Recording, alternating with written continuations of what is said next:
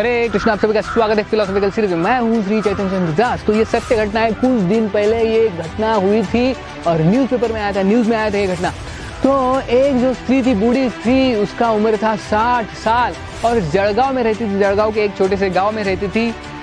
खेड़ा पड़े थी जो गाँव में रहने वाली स्त्री। शाम के समय वो गई थी खेत में खेती करने के लिए और शाम के समय जब वो लौट रही थी तो उसको ये दृश्य देखा। क्या दृश्य देखा उसने कि सामने ही उसके एक बिबट्या है, बिबट्या यानी लेपर्ड, जो हिंदी में उसको तेंदुआ कहते हैं। तो ऐसा जो बिबट्या उसके सामने थोड़े दूर के अंतर पे खड़ा था शाम के समय, और वो अकेली स्त्री 60 साल की एक गांव की स्त्री खड़ी थी। अभी उसको पता नहीं क्या करने का, उसको लगा अभी मेरा मृत्यु नजदीक है, कोई आजू बाजू में है नहीं, चिल्लाओ तो भी कोई आने वाला नहीं है, तो ये बिबट्या अभी मुझे मार देगा, बस मेरी मृत्यु अभी कुछ समय पे ही है। लेकिन वो स्त्री ने क्या किया, थोड़ा सोचा, दिमाग लगाया और देखा कि नजदीक ही एक बड़ी नदी जो थी, रिवर तापी नदी थी। तो सोचा उसने कि इस पे कूद जाते, अभी कुछ नहीं तो दूसरा पर्याय नहीं है। तो तुरंत कुछ ना सोचते हुए वो स्त्री ने, बूढ़ी स्त्री 60 साल की, वो कूद गई नदी में, तापी नदी में।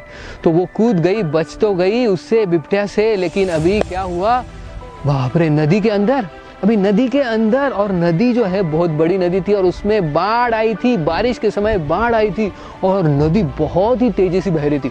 तो वो उसमें कूद गई। लेकिन अभी सोचो नदी के अंदर क्या होगा उसका, और वो बूढ़ी स्त्री है 60 साल की, उसको तैरना नहीं आता, कुछ नहीं। तो सोच रही अभी मेरा मृत्यु नक्की है, अभी मैं इधर डूब जाऊंगी, इतनी बड़ी नदी और उसमें बाढ़ आई है।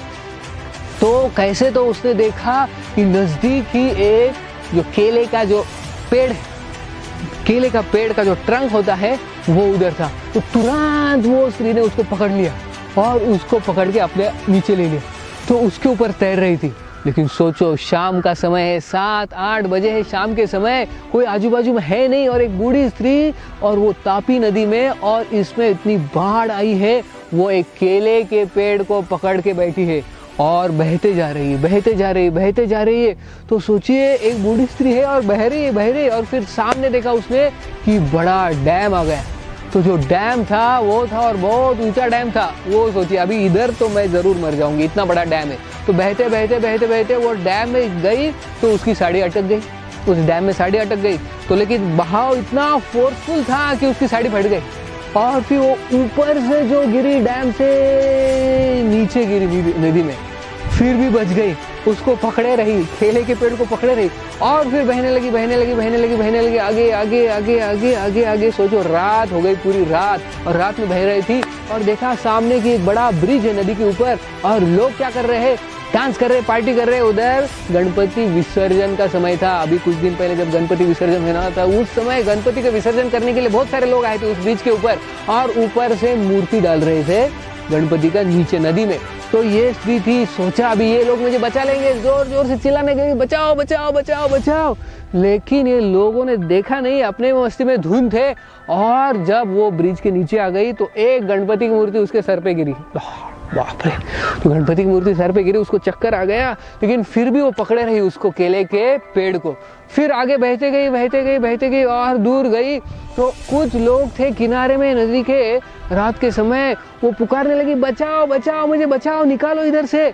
तो वो सोचे बाप रे, रात के समय कोई बूढ़ी स्त्री दिख रही है। वो सोचे भूत, जोर से भूत बोल के भाग गए, वो भी नहीं आए। तो ऐसे करते सोचो 70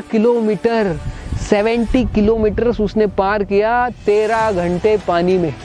शाम के 7 बजे जो कूदी, सुबह के 8 बजे तक वो पानी में ही थी। और खुद से आके वो थोड़े देर के बाद, इतने 13 घंटे के बाद, वो किनारे लग गई, उधर आ गई, गांव में गई, लोगों को बताया, फिर लोगों ने पहचाना, फिर लोगों ने उसको घर पे लेके आए उसके। तो ये सत्य घटना है, अभी कुछ दिन पहले ही हुई ये घटना, एक बूढ़ी स्त्री 60 साल की।